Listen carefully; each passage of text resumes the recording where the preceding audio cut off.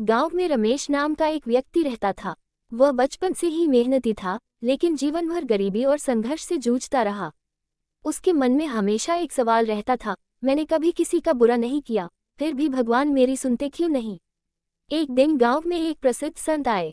रमेश उनके पास गया और अपना दर्द बयां किया। महाराज, मैंने हमेशा ईमानदारी से काम किया, किसी का बुरा नहीं चाहा, फिर भी मेरी किस्मत हमेशा खराब क्यों रहती है। संत मुस्कुराए और बोले, बेटा, भगवान का न्याय हमेशा सही होता है, लेकिन कभी कभी हमें उसकी गहराई समझने में समय लगता है।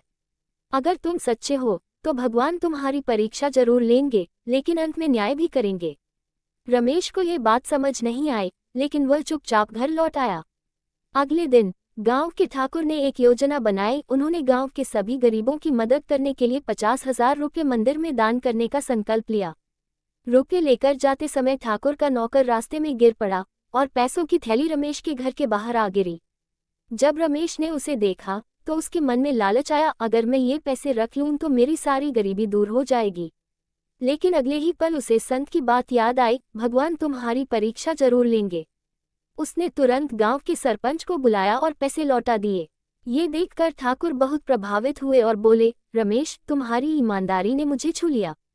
मैं तुम्हें अपने खेतों का मैनेजर बनाना चाहता हूँ। तुम्हें अच्छी तनख्वाह भी मिलेगी और इज्जत भी। रमेश की आंखों में आंसू थे। उसे एहसास हुआ कि भगवान का न्याय देर से ही सही, लेकिन सही समय पर आता है।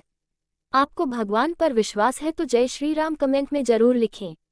कहानी से सीख, भगवान हमारी परीक्षा लेते हैं, लेकिन उनका न्याय हमेशा सही होता है।